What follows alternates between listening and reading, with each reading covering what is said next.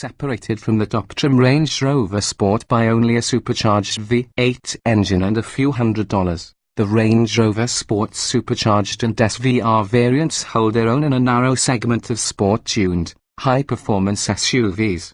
When driven hard, some stray body emotions keep the Sport's supercharged from equaling the efforts of the excellent BMW X5M, Jeep Grand Cherokee SRT, or Porsche Cayenne Turbo. Still, the Land Rover name needs no introduction, and the Sport's supercharged is a status symbol recognizable in its iconic silhouette alone. While it may not be the best option in its class if you're seeking maximum performance, few who could afford a Range Rover Sport's supercharged or the even more powerful SVR model would regret buying one. High's extremely satisfying supercharged V8, aggressive exterior styling, off-road capable. Low's interior doesn't live up to price, expensive option packages, glitchy infotainment system. Verdict: it's a blast, but it's not the best performance SUV on the block. What's new for 2017? There are only minor changes for 2017. The most noticeable is a new 10.2-inch touchscreen infotainment system, which incorporates Land Rover's in-control Touch Pro system. Safety features including lane departure warning and automated emergency braking have been made standard across the lineup. Blind spot monitoring, an intelligent speed limiter that can read road signs and restrict the vehicle from going over the speed limit, and technologies such as lane keeping assist are now available.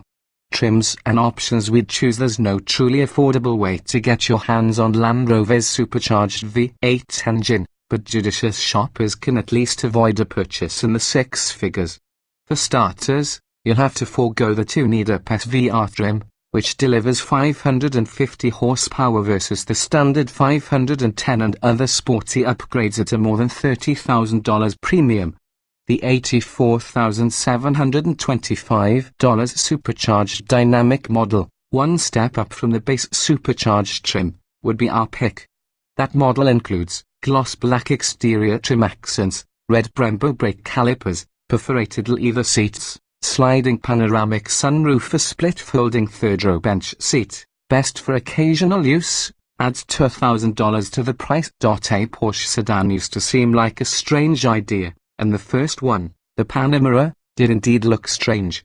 Mixing two incongruent design briefs, 911's styling cues and a need for rear seat head and legroom, resulted in a forward-door hunchback that appeared as if it had been elongated uncomfortably in traction. Each first-generation Panamera we tested drove brilliantly, with enough 911 in the controls to set it apart from its big sedan competition, but let's be honest, that thing was hideous. High's Porsche's sedan now looks as good as it goes. Lows aside from the price, the doors are kind of hard to close. Cut to the second go-round, wherein the Panamera has a gently sloping roofline that complements the 911-like greenhouse and taillights.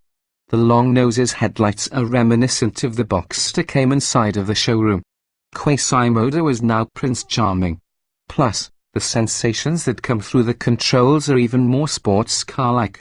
Decisive steering that delivers barely edited information from the tires and a hard brake pedal with stoppers that can halt the turbo from 70 miles per hour in 153 feet remind us of the 911.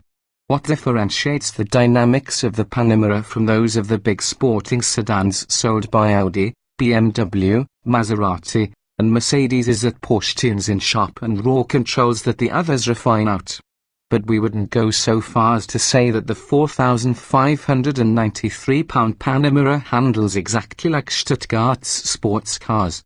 Porsche has thumbed its nose at Sir Newton for years, but a front-engine sedan with a 116.1-inch wheelbase and 53.5% of its weight over the front wheels will never act like a 911 or a 718. We do get the feeling that Porsche tried valiantly to make that happen, though.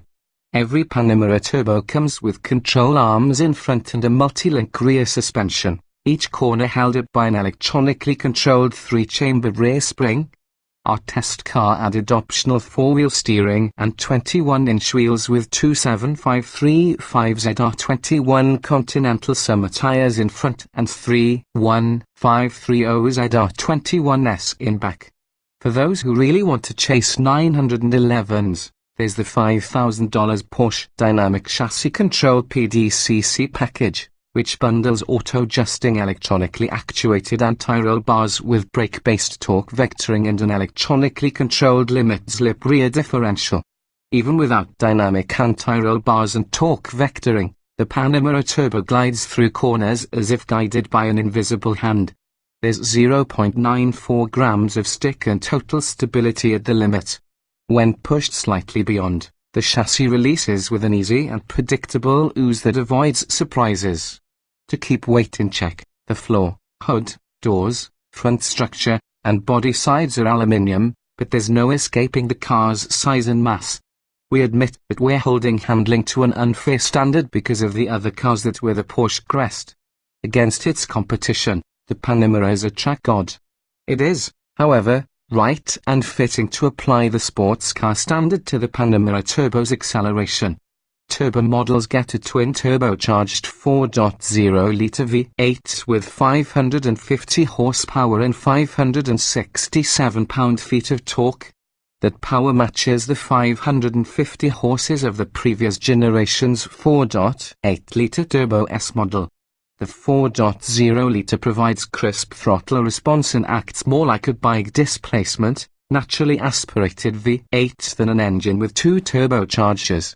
With the Sport exhaust, a standalone option for $3,490 or part of the $5,580 Sport package, the engine purrs a mellow rumble that's never loud or obnoxious.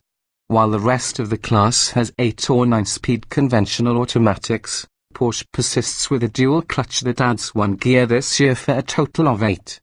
Shifts are smooth and instant, and the dual clutch's big trick, launch control, is also included in the Sport package or $2,530 on its own.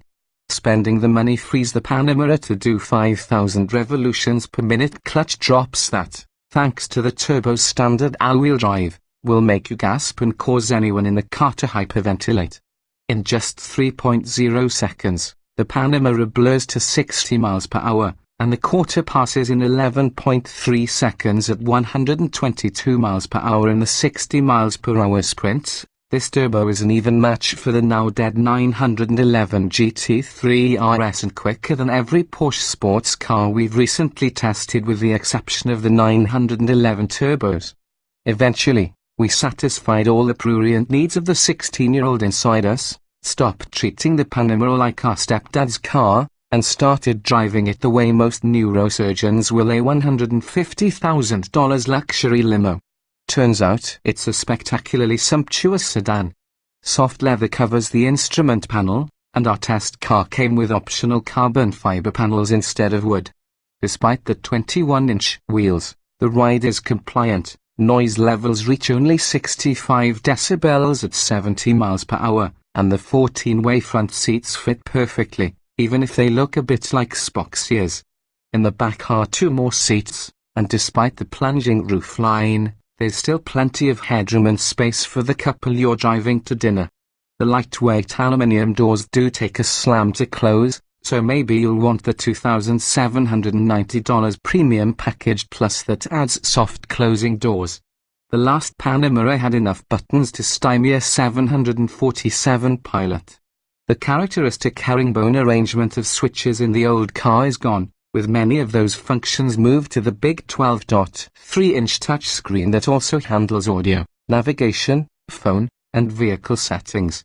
As in Porsche's sports cars, an analog tachometer sits front and center. It's flanked by 2 7-inch screens that display navigation maps, vehicle settings, speed, and other info.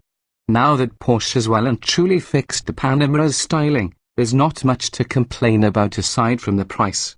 This car remains at the head of its class in terms of handling and acceleration. Although its window sticker is in line with the Mercedes AMG S63 and the BMW M760i, It should be noted that this rig costs a lot more than the Audi S8 Plus. But those big sedans always read as sedans. The Panamera Turbo's attraction lies in its meaningful connection to its brand's heritage.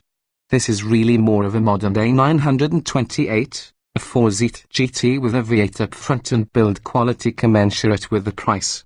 Perhaps it's no coincidence then, that in the early 90s, a 928 cost about $80,000. Adjust that for inflation and you get the Panamera Turbo's $150,000 base price. Porsche's internal code for the Panamera is 971, but maybe it ought to subtract a few dozen numerals.